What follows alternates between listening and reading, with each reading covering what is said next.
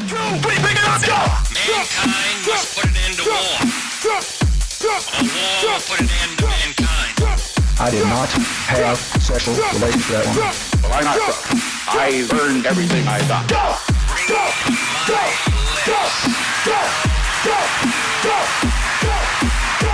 Change will not come if we wait for some other person. Hello, Internet. This is Elliot, and this is the Blind Partisan Podcast. We are continuing our in-depth interviews with the Green Bay 2019 mayoral candidates.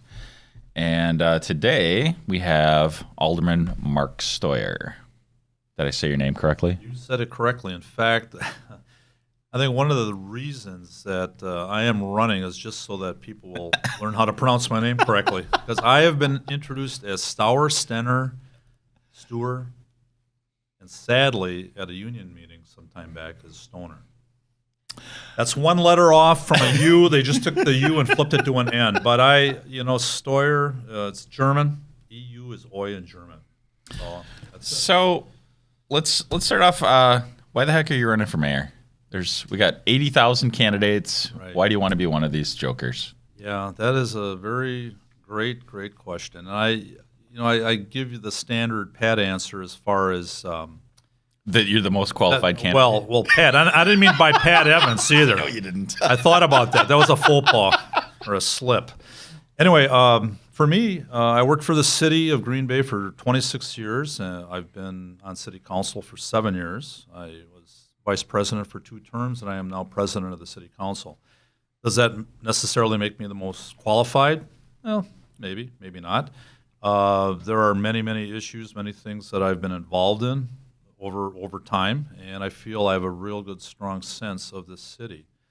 It's land use, it's zoning, comprehensive plan, some of the financial situations that are going on, historic preservation, any number of things. I'm very much, hopefully, in tune with, and I'm always willing to listen and talk to anybody about any of it. So I want to throw you some of the questions that I asked Pat Evans. So we had this forum last week, and a couple things sprang to mind. I did not know, because I got there a couple minutes late. So I did not know that the seating arrangement was chosen like at random. Right. But it was interesting, because we had all the county guys who I think people at least perceive them as being more conservative on the one side. And then we have, people that I think people perceive as more on the other side of the aisle. And again, like our mayor is a nonpartisan race. City council is nonpartisan. Right. County board is nonpartisan. But we feel like we need to put people into these buckets. So, right. So I understand it was random, but that being said, I tend to claim to be very libertarian in my principles. Where do you fall in the spectrum?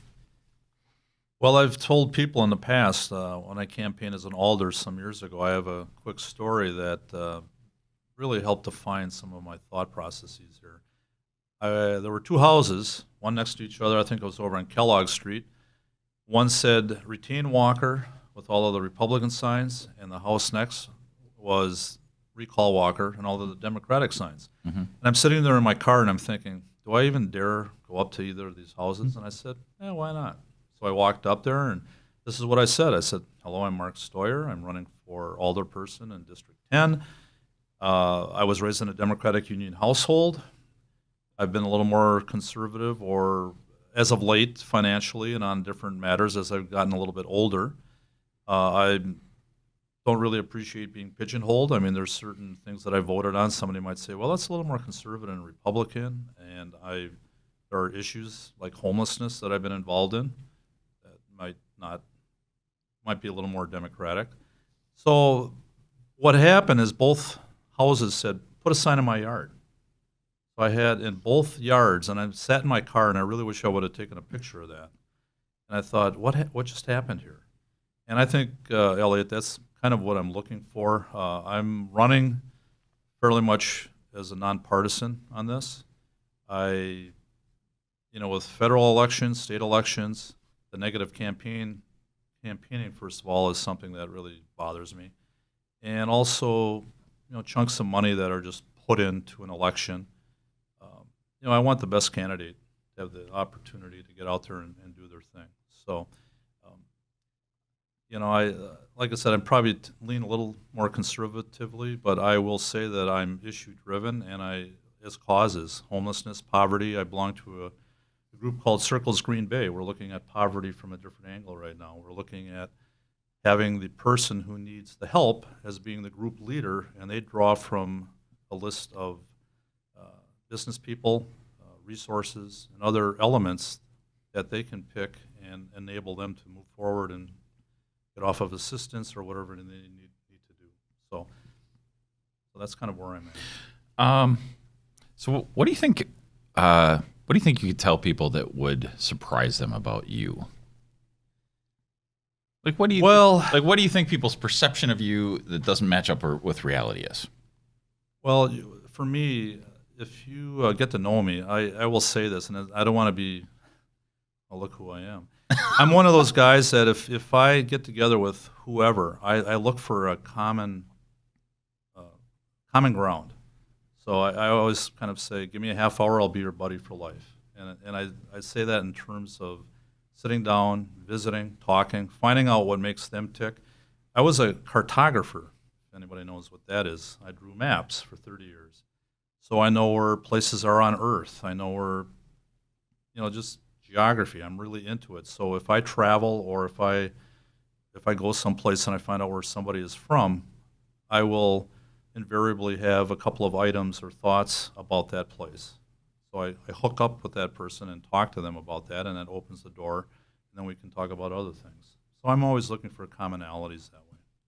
So do you think that you have the demeanor to be the figurehead, the face of Green Bay? I believe so, Elliot. In the past, when I started working here in Green Bay back in the early 80s, it was Sam Hallowan, and it was Paul Jaden, and I worked for Jim Schmidt as well. All different personalities. And my feeling is this, not to get too high or too low, you need to have your feet on the ground. But one thing I will say is that there are a lot of different departments, a lot of different people that I've gotten to know over the years. So I feel that I have a sense of what they're looking for. And a lot of times people think, oh, it's a city employee. Look what they're doing, whatever. But my feeling is this, is that a lot of them, it's not just the pay and it's not just the benefits, but it's enjoying your job. And I will say over time, over the last number of years, I've noticed a little bit of that lacking. So it's kind of a customer service thing. When I worked in the planning office, I probably waited on 25,000 people over my career. And the people were coming in looking for aerial photos, maps, site plans, land use questions, zoning questions. And I took pride in that, and it was enjoyable to help them. Just give them the answer. Most citizens, and I'm an older person as well, most people just want to be heard. Listen to them. And if they got something that they need helping get solved, let's do it. In fact, at council, I don't know if you were there at council on Tuesday, the Sorensen family, they sadly had the water main break a year ago. Mm-hmm. And I think there's this desperation on their part, like nobody's listening, nobody cares. And it struck me. And I am now working with our council. We're going to talk to people, and we're going to see what we can do. I'm actually working with a couple of local music promoters to see if we can get a music benefit for them. Maybe their insurance wasn't right. Maybe there were certain things maybe that could have been done better. I'm not interested in that. Right now, they need help. So if that was you, if that was your house, I think you might feel the same way. Look, I'm sorry this happened, but I need some help. So I want us to feel like we have a heart in this city. There are a lot of very good people. There's a lot of people too that throw darts, and I've had citizens that actually have said to me, "I'm not going to talk to you anymore, Mark, because you voted this way on the medical marijuana issue or on this." On any number of other issues, they just said, "I'm not going to talk to you." And I said, "Well, why is that?" I said, I have voted on probably 900 different issues over time. And there are times where it'll be win, lose, lose, win, sometimes lose, lose. No matter what I do, someone's not going to be happy. And that's probably the hardest thing about So, that position. as a candidate, though, Right. especially with a crowded field, people want to attach a label. You know, they may know everybody, or they may think they have a favorite. Certain people have more name recognition than others, but they want to attach a label. And you know, so like if you think about Obama, it was healthcare. Trump, it's a wall. You know, what label can I put on you? Well, I'm trying to avoid some of those, but I mean, I go home, I get labels, you know. But that's another story. For me, you know, it's no secret that I've been involved in historic preservation for a long time. I was the president at one time of the Brown County Historical Society. I am presently the president of the Brown County Trust for Historic Preservation. We formulated 9 years ago when we tried to save the Bishop's House in Alloway. And Elliot, whenever you travel to another city, I'm that way. I think a lot of other people are too. When you go to another city, you're not going over there to look at the strip malls in each of those places. You're going there to see the cultural buildings and icons and the different things that make that city unique. So part of me is saying that, you know, we need to look at preservation not only in terms of culturally saving something or helping something, but also looking at it as in terms of economic development. And that's where we're coming. I chaired our Historic Preservation Commission, and we recently passed a historic preservation ordinance that will allow us to become a certified local government, which means in essence that we'll be able to collect monies and tax incentives for individuals and homes, but also businesses. And there are 70 of these around the state, and Green Bay is not one, but now we are working to become one.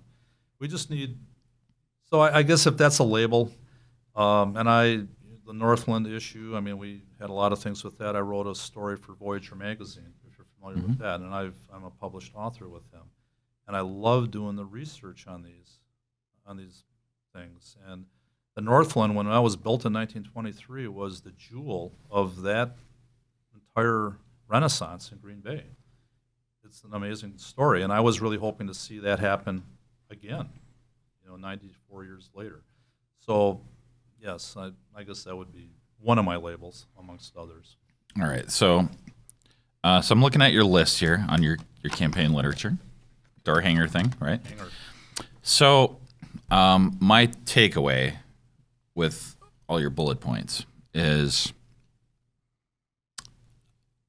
I think any other candidate would also say, "Yep."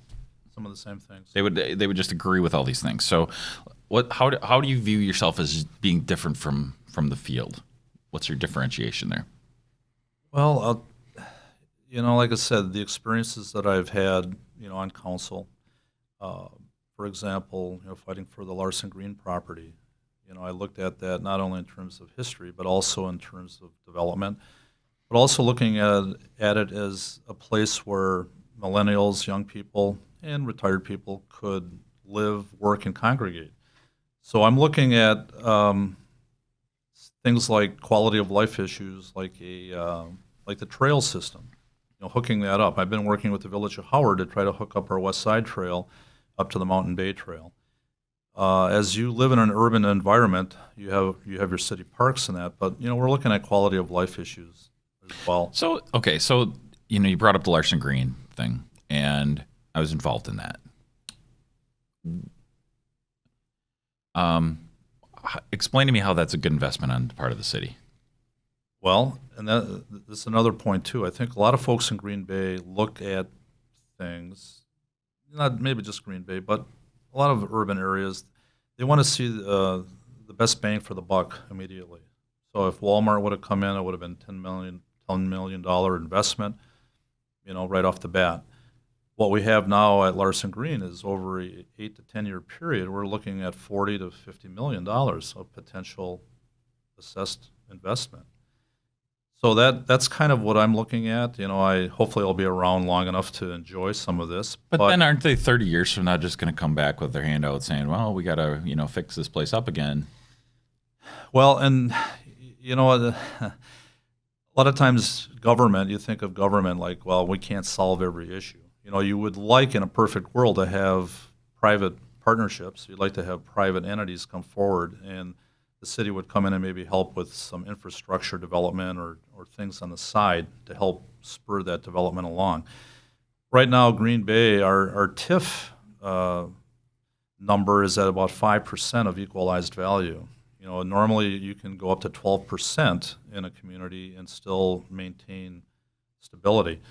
Ashwaubenon is at 16% right now. But aren't there other areas? So we had something that was going to take that place up.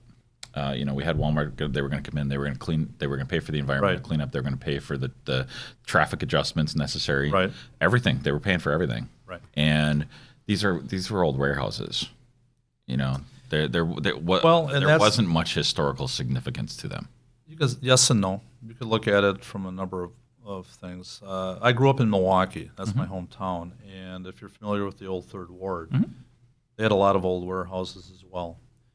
That area now is probably the prime tourist location in Milwaukee. You find more and more people going to the old Third Ward, and they basically repurposed a lot of old warehouses. Like I said, when you go to different cities, you know, I'm not going to go to the strip malls. I'm going to go to these areas that are, you know, have some character, have some integrity, if you will.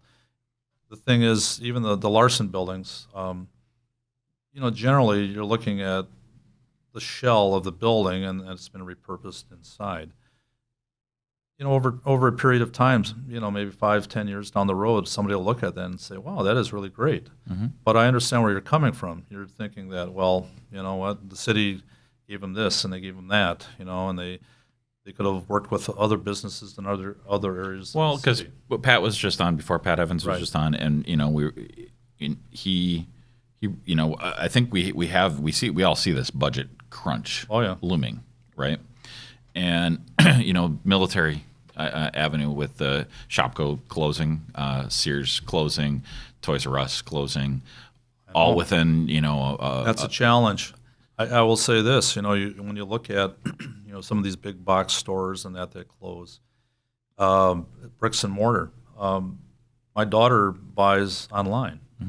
4 or 5 times a week, we have a package at her front door. Oh, yeah. Maybe I shouldn't Me too. say that.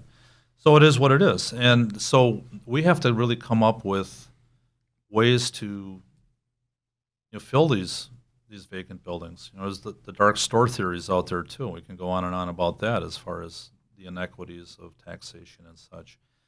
I think what we have to really do in Green Bay, though, is look at the possibility of working with the other surrounding communities and the county more in a holistic, single approach. Indianapolis, Nashville, Louisville, Kentucky, Kansas City, Philadelphia, all these cities are city and county. They're together. And if you and for what types of things? well, I mean, it consolidates, it streamlines. But like, what would be an example of a consolidation that you think could? Well, like for us, you know, I mean, with the city, we reached out to Alloway, and now Alloway is part of our fire department. That's one step. And when we talk about tight budgets, we don't have a lot of wiggle room. So we have to kind of come up with things like lean government principles. You know, I've studied some of that, you know, what Japan did, and some of the things that we could do here in Green Bay. It's not so much the taxes will go down, you'll just have a better use of the tax dollar. You're not frivolously wasting this money. So when I hear consolidation, though, I get a little bit afraid. I just watched a video last night that talked about community policing, and so in terms of there's been this drive over the last 50 years to consolidate police forces, and just as an example, police. But I think you could make the same argument in other parts of government too. You know, I worry that we're consolidating, so then our police officers don't live in Green Bay. I think there's huge value in that. If firefighters, they don't live in Green Bay. You know, you're more likely to, you know, go the extra mile for your neighbor's house, Right. than somebody that lives 20 miles away from. Well, when I first started at the city, you had to live in the city, and I still do. I've lived here 38 years. Now I think it's 80-20. You know, 80% of your employees will be in the city and 20% can go out. You do lose a little bit with that, I agree. maybe consolidation might have been the wrong word. I'm looking at, for example, different departments like the fire department, police department, public works.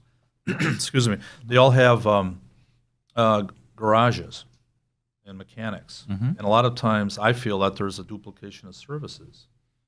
So that's part of it. You could save that way. So incrementally, you don't have to do, like merge, consolidate. I mean, with Green Bay, every community around us except to the east is incorporated. So there's, with that mindset, you have your little pockets, and I feel that people, need to look at their community. They're proud of their community, but I think I shop outside of Green Bay. I go other places outside of Green Bay. I think we have to start pulling. Well, we have to now because it's still looming that if I leave my car running, that I'm going to get a $500 ticket. So I'm just going to go to Ashwaubenon. I'll talk about that briefly. I know you sent me a link or some wordage saying, Mark, no, don't do that. I was approached by the police on this particular issue, and as far as skin in the game, I'm either way on that. But I will say this, they approached me saying that we've had an inordinate amount of thefts as of late. So with that being said, then you have to do paperwork and reports and whatever. And their feeling is that it's taking away resources from other things that they could do. Now I know it does seem silly I know you're giving me that look, but they're Hi. I have a look. He's got a look, not the look, a look. There's a look there. So, and that's fine. It's gonna be sent back. Chances are it'll be, it probably could die very, very quietly. But I think what happens, though, Elliot, too, there are times where things are brought up at a committee, and people go, "What are you doing?" But you know what? What it's doing, good, bad, or indifferent, it brings the dialogue up, and you talk about it. And if it should die a slow death, then so be it. But at least it's out there. A lot of times people say, "Well, why don't we talk about that at one time?" Well, we did. So there are issues that might seem silly, and but I think it's important that citizens realize that they do have a voice as well. I think many times they feel that nobody's listening. I'm just one person. But one person can come forward to their alder and get a communication in, and before you know it, wham. Wow. Wham, I get a $500 ticket. Yeah, wham. In small bills, please. Right. No, we're going to do a little more digging on that. I think, for me, getting the figures, too, like somebody would say, well, how many thefts were there? Yeah. Well, there were 22. Well, that doesn't seem like a lot. 75, 100, 110. If you see the records where you have some data behind it, then you might go, well, that kind of makes sense. But you're right. Population has gone up. It's actually fluctuated over time. Yeah. So I don't think we're in a particularly bad thing. Plus, nobody's going to steal my car, and if they did, that would be good because I wouldn't have to make the insurance payments. Like it's all. My good. daughter got her car stuck in one of the floods that we had. Yeah. And she was covered by insurance, but it was like, oh. I've like if you would say to just a random person, what is it the police do, right?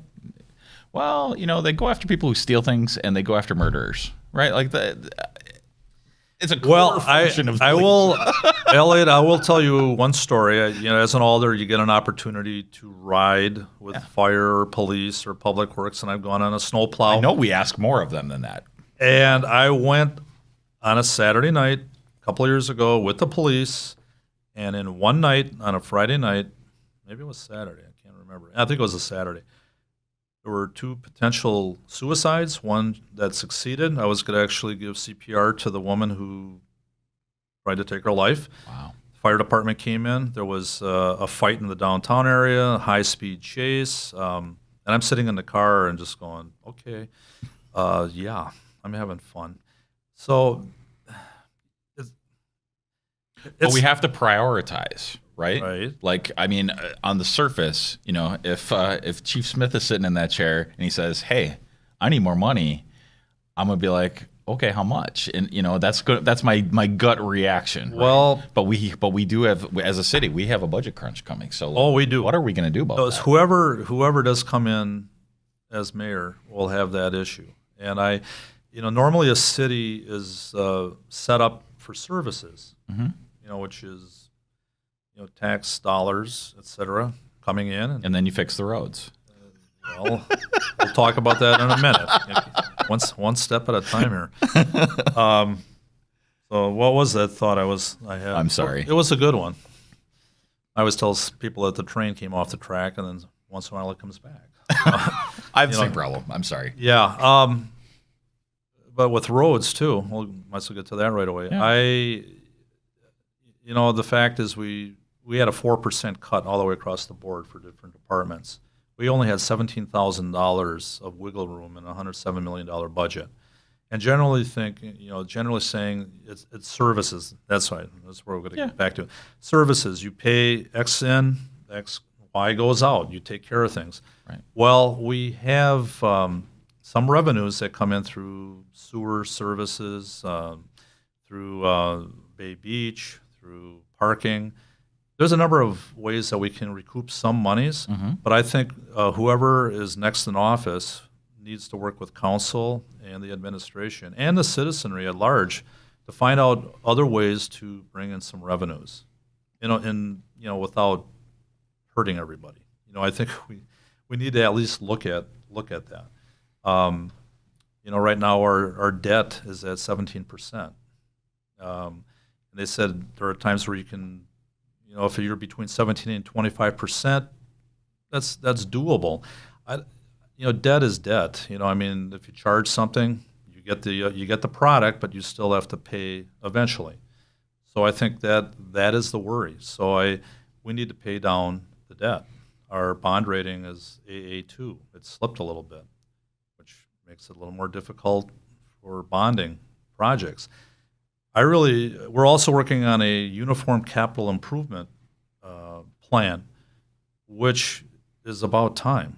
We're long overdue with that, and what that does is that earlier in the year, if you have a citywide capital improvement program, you can look at things in March and April rather than November, and then we at council sit there and cherry pick and say, well, you don't need that truck, you didn't need that position, you didn't need those lamps, whatever. You just, we're nitpicking and cutting, and I don't think that's a good way to do business.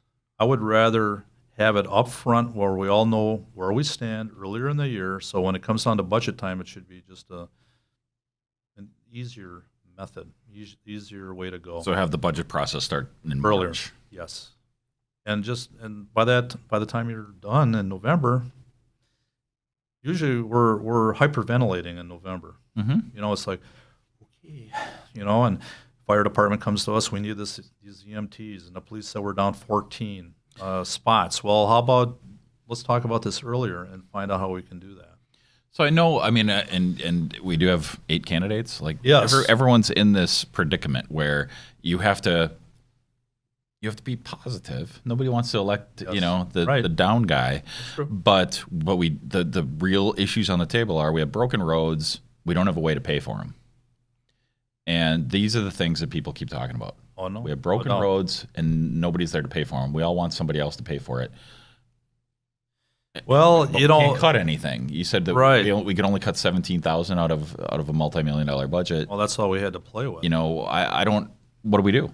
Yeah, what do we do? The fact of the matter is, we did pass a wheel tax, and people we have a lot of taxes to begin with. I understand that. I'm paying as well, but the fact is, we did not have this as a budget line item for the last 10 years. Why not? I don't know. You might have to ask the administration that. Seriously, I feel that should have been that used to be a budget line in our budget. So now I voted against the wheel tax initially, but what happened is that Hillcrest Drive area on the west side of Green Bay, there were special assessments for some of these families that were $42,000, right. $55,000. It's kind of like the water main break. If that was your house, how would you feel? Not so good. So I think in A lot of us put ourselves in their position, and I think for me it didn't pass the smell test. Well, it's one thing for people that are, in their prime earning years, and they can come up with a way. But Right. my brother was a young homeowner, bought a home in Green Bay on a corner, Yeah. and got dinged twice, and they had no idea that was even a thing. They're like, well, what is it that we pay taxes for? Maybe we should have some videos or Facebook or something where we talk or educate people about, let's say, buying a house. People spend more time buying a pair of shoes sometimes than they do looking into the zoning or the land use or the comp plan or They don't even know soil. how. I know. Buying Well, shoes, I go to Amazon or Well- go to Walmart, and I can see. But what I'm saying is, but that might be a directive. That might be something where, okay, if you're going to buy in the city of Green Bay, we bought over on Nancy Avenue, I didn't realize that they were clay soils to the point where we had several floods in our basement. How would you know? We didn't know.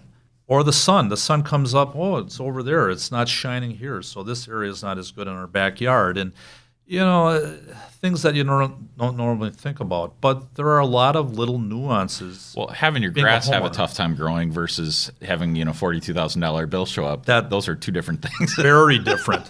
Very different. So my thought, and whether or not this works or not, there might be pushback, but my thought would be, okay, if we have this wheel tax, if we have to deal with it, let's do it over a 5-year period. So, and my thought would be first year $20 and 16, 12, 8, and 4. The 6th year, you just segue over and make that as a line item in the budget. And over a 5 to 6 year period, we should have a better handle on that. My goal was to do 3.3% of the roads a year. That's pretty hefty considering we've done 0.5 to 1%, maybe 1.2%. If you do up 3%, then over a 30-year cycle, which most roads last minimally 30 years, you'll have everything done, and then you just get into your next cycle. One thing that Public Works does too, they say we save on the budget. They don't replace all their trucks at once. They'll replace 1 or 2 yearly. So part of it is just good stewardship. Knowing when you need to get rid of something or when to get something new, and just common sense about that. So, and this spills into education and all sorts of things. But Sure. The brother that I talked about, he still owns his house. He rents it out, but Right. he moved to De Pere because they're planning to have kids. So how do we keep? He's in his 30s. How do we keep these people here when we're talking about increasing their taxes? That's a good point. I don't know if there's a tried or true answer to it. I've lived here for some time, and one of the things that I look at my district goes from Taylor Street all the way to West High School. So it's got different ages of structures and buildings and whatever. The big thing for me is looking at each of these neighborhoods, and if people have a complaint about a condemned house or a rat issue or whatever, those type things, we will go in and try to address that as strongly as possible. Because if you got one bad house in a neighborhood, it pulls everybody down. So my goal is to make sure that our neighborhoods outside of the downtown area are solid. So when you get that, then you will have people older, younger, that'll buy into a neighborhood, and then you go out from there. So that's kind of the way I look at it. So I had another brother who he bought a house towards that Larson Green area, and he bought it. It was cheap. He was looking to he lived there for a while. Was looking to fix it up a little bit, rent it out, whatever, right? Right. But he got dinged with some extra fees to improve the neighborhood. When I was talking about customer service before, I think that goes not only for council and the administration, and citizens as well. But customer service is important. So I have heard from certain businesses that we don't want to do here business anymore because it's too many hoops, too much red tape. We want to get a rezoning. It takes 6 months or 4 months or whatever. We got to stop doing that. We have to come up with ways that were user friendly. And I know that's a broad brush approach, but there are ways that we can do that. And like I said, being involved in customer service for a long time, I know when somebody is satisfied and happy with the result, that goes a long, long way. And I just don't like, I get that from citizens too. Hey, we called the city and da-da-da, this happened. We called about the snowplow or that. So what I do is I'll actually go to the West Side Garage and I'll sit down with them and we had this issue about Royal Boulevard, how they plow it. So I sat down for an hour and a half and talked to them, how they plow it. Instead of having the snow all on the driveway, it goes to the middle. Why does it go all to the middle? Well, because we have utility lines there. And it's a safety issue. We used to go the wrong way down a one-way street in order to plow. Well, we can't do that now because if we get in an accident or a drunk driver hits us, we're liable. So there's all the, whenever you look at a situation, there's always other layers that you have to kind of cut through. So I take pride in being able to talk to the departments and all the different people and try to come up with just some common sense alternatives or solvings. Is that a word? Solvings? Solvings? It could be a word. It could be a word. Yeah. I'll take it. So Jacob gave us the minute cutoff time. So give your best pitch. Where, if people want to know more about you, where can they go? How can they get in touch with you? All that. Well, first of all, Elliot, thank you for this. I enjoyed this. I do have a Facebook page, Friends of Mark Steuer for Mayor. I also have a Gmail account, markjsteuer@gmail.com. I also, Facebook, of course, but I'm doing door hangers. I'm doing some commercials. I also am at District 10 at greenbaywi.gov. I am the council president, so you can contact me there. My number is 920-664-6033. I do have some things that I'm putting together for a little bit of a website as well. I haven't done as much as I should have on that, but I will be putting some things on within a week, and you can look for that as well. Awesome. Thanks for being here, Mark. Thank you. All right, that is our third of hopefully 8 mayor candidates that we have for the primary, which is February 19th. Okay. I'm always afraid I'm going to say it wrong and have. Yeah, no, you're good. So please get out and vote. Please, if you're watching this on video, again, I feel bad for you. My look is mediocre when I see it. And but please hit the subscribe, hit the little bell to get the reminder. Again, we really want to have all of the mayor candidates on so that you can make your proper voting decision. And I'd like you to get alerted in time for that February 19th deadline for the mayor primary. Also, give us a rating on Apple Podcasts and join us on the Facebook group that we have, the Blind Partisan Community. That's all I have. We're out.